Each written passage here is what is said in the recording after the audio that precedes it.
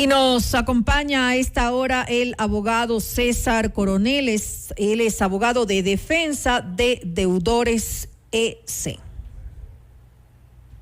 ¿Qué tal? Muy buenas noches, gracias por la oportunidad. Un abrazo para usted y todos quienes a esta hora nos escuchan a través de FM Mundo. Muy buenas noches, gracias a usted por acompañarnos. Le saluda María del Carmen Álvarez. Para comenzar, abogado, ¿qué tal si revisamos un poco la forma en la que los bancos y otras instituciones financieras revisan pues el historial crediticio de las personas y por qué esto es tan importante? En primer lugar, creo que es importante también mencionar que hoy existe un serio problema de sobreendeudamiento en Ecuador. Sin embargo, también es importante tener muy en cuenta que hay muchas opciones y toda deuda tiene alternativas de solución. Una de ellas es la prescripción, otra es, por ejemplo, una renegociación, una mediación, entre otras alternativas. Sin embargo, lo importante y lo de fondo es que cuando usted sabe que su situación crediticia se ha visto comprometida, es importante tomar decisiones oportunas. Ahora bien, en lo que respecta al buró de crédito o el historial crediticio, así como todos una vez al año revisamos nuestra salud, porque revisamos cómo está el azúcar, los triglicéridos, el colesterol, qué bueno también es poder revisar en detalle nuestra salud financiera y nuestra salud crediticia. En ese orden de ideas, muchas personas tal vez sienten temor cuando escuchan la palabra central de riesgos o no terminan de comprender qué significa esto del buró de crédito o historial crediticio. Al final del día todo es lo mismo. No es otra cosa que un detalle que incluye la totalidad de las deudas de una persona, ya sea con la banca pública, con la banca privada, con locales comerciales, tarjetas de crédito, establecimientos de venta de electrodomésticos, ropa, etcétera, telefonía celular. Todo esto está incluido dentro del buró de crédito y detalla sus obligaciones. Pero también el buró de crédito establece una calificación o score crediticio que va de 1 a 999, siendo 999 la nota más alta y que implica menor riesgo. Conforme esa nota va bajando o esa calificación se va reduciendo, significa que el riesgo de la persona a no cumplir con sus deudas es mayor. Y eso evidentemente genera que en algunos casos estas personas se vean de alguna imposibilitadas de conseguir un nuevo crédito. Ahora, abogado Coronel, para ir paso a paso un poco también, me pongo en la situación yo de quienes nos están escuchando en estos momentos y es importante ser lo suficientemente claros con ellos. Yo quiero averiguar cuál es mi historial crediticio, cómo hago, de qué forma puedo revisarlo y cada cuánto es lo aconsejable. Usted decía una vez al año, yo por ahí he escuchado que dicen cada trimestre, por si acaso hay errores, que pueden haber errores, poder rectificarlos a tiempo. Sí, hay muchos profesionales que hablan de 3 meses. ¿Por qué? Porque de manera automática y de forma trimestral el buró de crédito se va actualizando. Sin embargo, también hay usuarios que me dicen, sí, pero es que la forma más rápida de conseguir el buró es pagando. Entonces, yo prefiero hacer este pago quizá una vez cada 6 meses o quizá una vez al año. Pero lo mínimo que se debería justamente considerar es justo una vez al año. Ahora, ¿cómo se consulta el buró de crédito? Hay 3 vías. La primera, a través de la Superintendencia de Bancos. Sin embargo, aquí debo hacer una precisión importante. La información que reposa en la Superintendencia de Bancos únicamente concentra los datos respecto al sector financiero, es decir, bancos, tarjetas de crédito, préstamos vehiculares en bancos, pero todos los demás créditos que usted ha conseguido por fuera, es decir, casas comerciales, telefonía celular, internet, entre otras, no están dentro del reporte de la Superintendencia de Bancos, pero es una vía. La otra vía es que a través de la banca virtual de nuestro propio banco, del banco que usted utiliza de manera cotidiana, en la banca virtual le permite justamente acceder a cierta información. Hay otra información, en cambio, que la misma banca virtual de su propio banco le va a cobrar.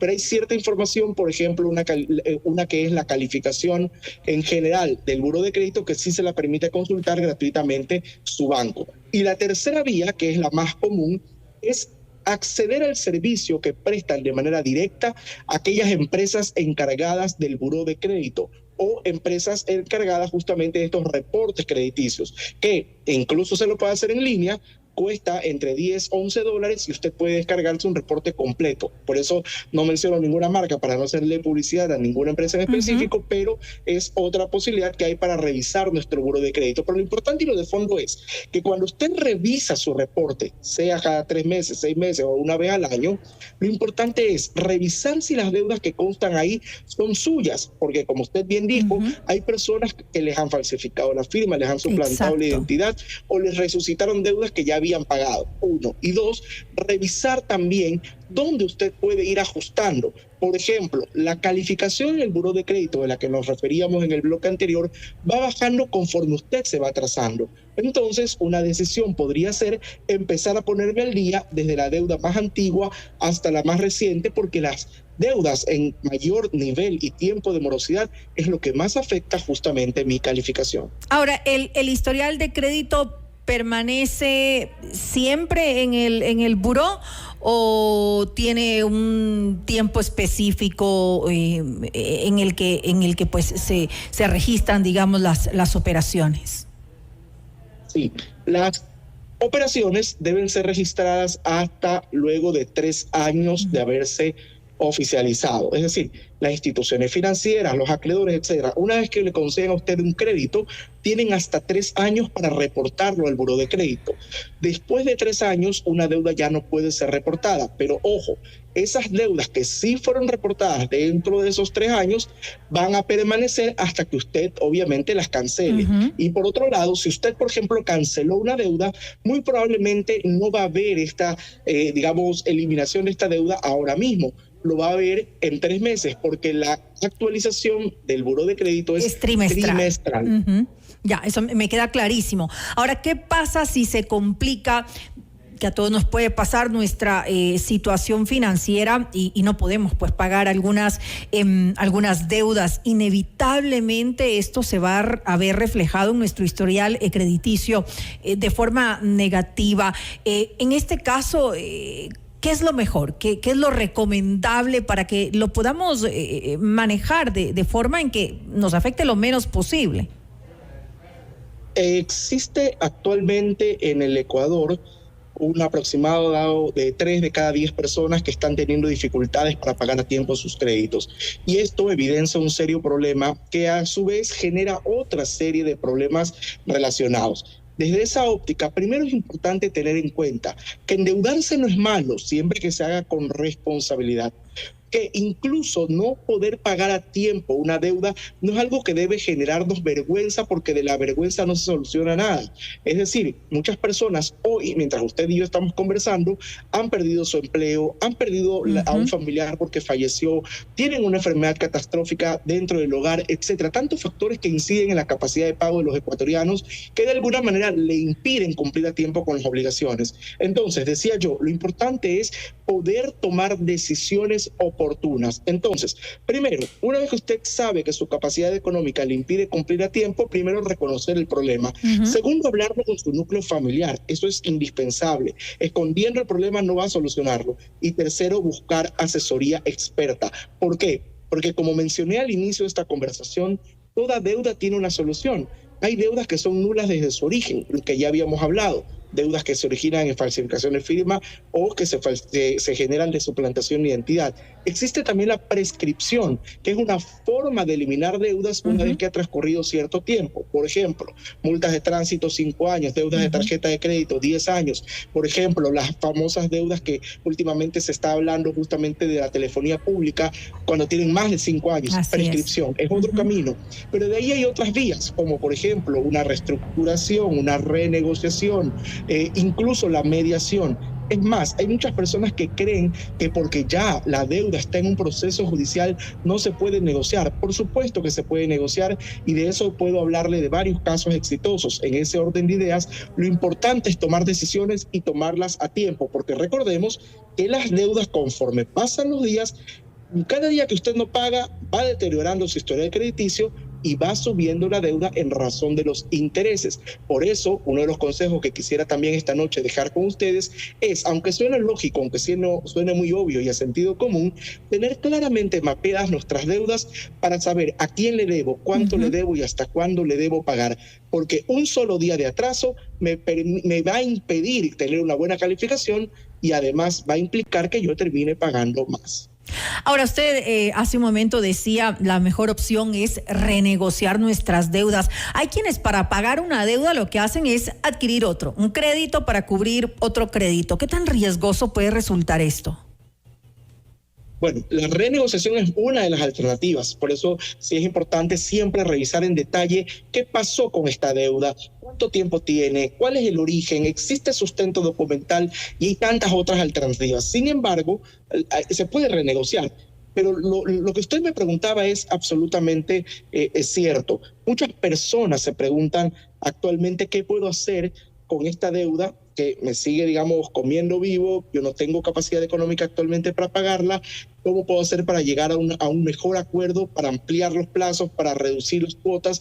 Todo esto es posible siempre que usted logre tener una conversación con su acreedor y que el acreedor comprenda también esta nueva realidad económica de la persona deudora, porque muchas veces se cierran las puertas cuando en realidad el camino no es ese, sino justamente lograr acuerdos comprendiendo la nueva realidad del deudor que le permita al deudor pagar y también obviamente el acreedor cobrar.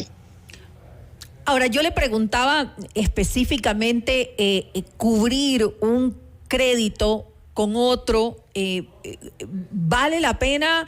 Es decir, yo tengo una deuda con una institución X y no puedo pagar, entonces pienso que la mejor opción es adquirir otra deuda y pagar la deuda que tenía anteriormente, tal vez más pequeña, tal vez incluso parte de lo que de la nueva deuda me va a servir para otras cosas.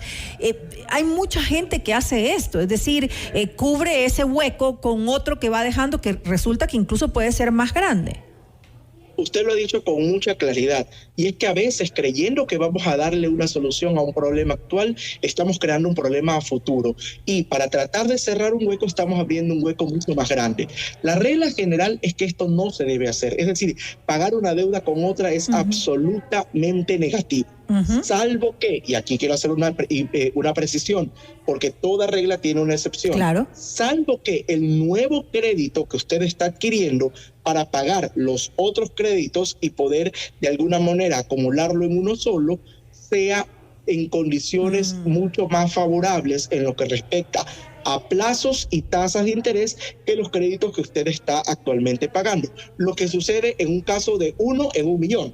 Por eso menciono que la regla es no cometer el error de pagar una deuda con otra, o peor aún, caer en la tentación en la que están expuestos 8 de cada 10 ecuatorianos, según cifras del Banco Mundial, al verse impedidos de acceder al crédito formal, caer en la tentación de las redes del crédito informal o el chulco. Terrible. Eso siempre termina mal.